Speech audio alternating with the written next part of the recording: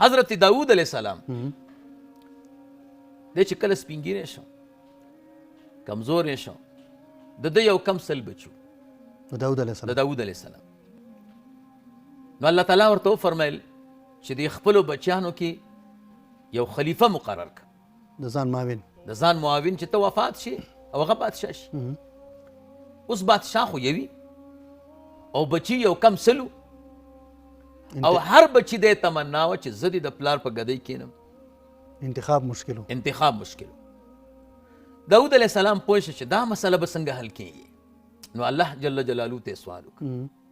چې یا الله بچي مې یو کم سل دي بادشاهي یوه ده بله نو زه د دوی په منځ کې څنګه فیصله وکړم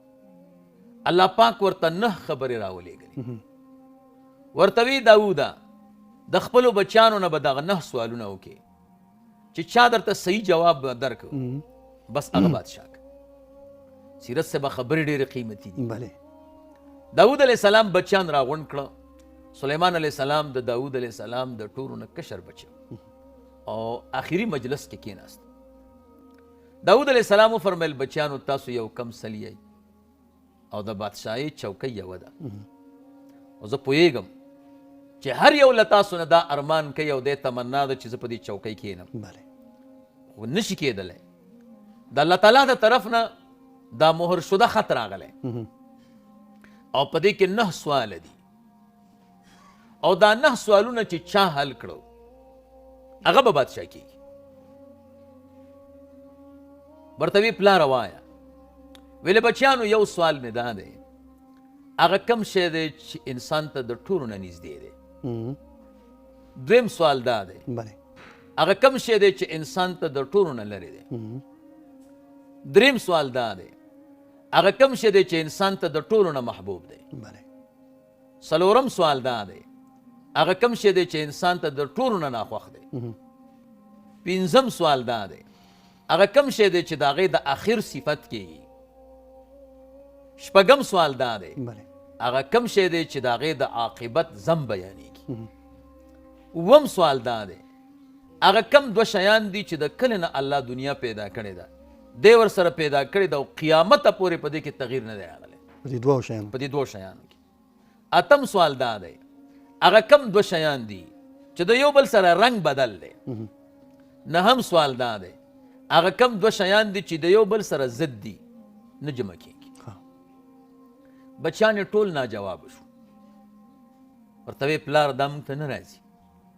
سلیمان علیه السلام خو یې کشر بچی او آخر کې ناست و هغه ورته راپورته شو وی پلاره که ستا اجازه یي زه به یې حل کړم ورته وی وایه وی ته سوال کوه زه به جواب کوم ویلې بچیه هغه کم شی دی چې انسان ته د ټولو نه نږدې دی ورته وی پلار هغه مرګ دی د مرګ نه انسان ته نږدې شی نشته بله کله کله سړی دغه پولې نمخیزو نه وایي کله کله یې کپله خوله کې وي او مړ شي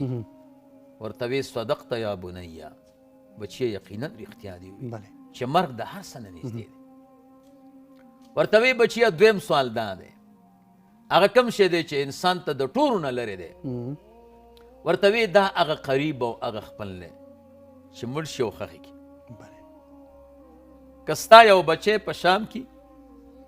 په مصر کې خو ژوندی اتا ته نږدې دی خو چې مړ شي او تی په خپله کور کې ښخ کې اتا نه لري شي بله ورته وی بچیه رښتیا دی وی ویلې بچیه دریم سوال دا دی هغه کم شی دی چې انسان ته د ټولو نه محبوب دی وی هغه د انسان بدن دی بله هر سړي ته د خپل ځان ډېر ګران دی زموږ د علما د تصوف او د سلوک وایي د اولیاو 2 ډلې دي یو ته مقربین وایي دویم ته ابرار وایي مقربین چې دي هغه اولیاو ته وایي چې هغوی خپل ځان هم د الله نه قربان کړي بله ځان ورته نه ښکاري هر شی د خپل رب د رضا دپاره کوي بله یو ابرار دی ابرار هغې ته وایي چې ځان ورته ښکاري هر شي کې د خپل ځان خوشحالي طلب کوي مثلا وایي یا الله موږ ته جنت راکړي او جنت الفردوس نو خو د بدن به پکې خوشحاله ځان دپاره خوشحالي غواړي ځان لپاره خدای د جهنم نه مې وساتي خو د ته تاوان دی بله خدای مالداري راکړي او د ته ګټه ده خدای فقیرۍ نه مې وساتي خو د ته تاوان دی خدای صحت راکړي خو د ته ګټه ده ټول د ځان غم دی دا ټول دا د ابرارو مرتبه ده ورته وی انسان ته د ټولو نه محبوب ترین شی دا د انسان خپل بدن دی. ورته وی بچیا رښتیا دي وي. بچیا څلورم سوال دا دی چې هغه کم شی دی چې انسان ته ډېر ناخوښت کرکه ترې کوي. وی دا هغه بدن دی چې روح ته لاړ شي. بله که د سړي پلار وي که د سړي بچی وي که یې ورور وي ښه مینې ورسره وي خو چې کله روح ته لاړ شي بیا سیرت صاحب د هغې نه کرکه کوي. بیا حتی نوم ورته نه اخلي وایي مړی دی. مړی دی بلکې د کور په کټ کې نه سملوي او که سیملی په هغې کې ماشومان نه ویده کوي وي بیا ډارېږي. حتی بعضې خلکو داسې رواج هم د شیخ صاحب چې بیا د هغه مړي څه کالي او سامان چې سیزي یې هغه سیزي مې مخکې به چې دی د جومات اخونانو ته هم ورکول ځکه چې دوی ته به ترې ډارېدل کرکه یې کوله. کرکه یې کوله. کم کفن نه به چې ټوټه زیاتې شو هغه به جومات کې غورځول. ورته وی بچیه یقینا رښتیا دي ووې. ورته وی بچیه الله تعالی پنځم سوال کوي هغه کم شی دی چې د هغې د اخر صفت کېږي. بله ورته وی په وخت د غصې کې بدل نه اخیستل. یو سړی غصه دی او دې وخت کې دی بدل وانخلي. کله چې غصه ختم شي او بیا په بدل فکر وکړي دی هر وخت خو یې ښه دی چې دې وخت کې مې بدل نه دی اخیستی. دا زر انتقام اخیستل دا داسې دی چې د دې عاقبت مضموم دی.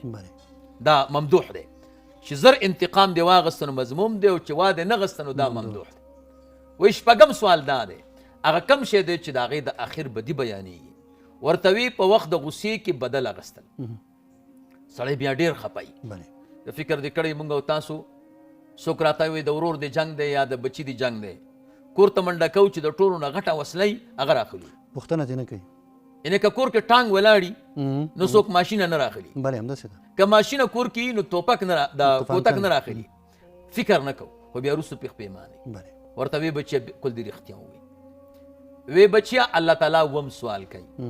هغه کم دوه شیان دي چې د کمې ورځې نه الله دنیا پیدا کړې ده دا باقي و قیامته پورې به باقي تغییر پکې نه دی راغلی. ورته وی پلار هغه ځمکه او اسمان دي کمې ورځې نه چې الله څنګه پیدا کړي دي قیامته پورې همغسې. ورته وی رښتیا دي ووایي.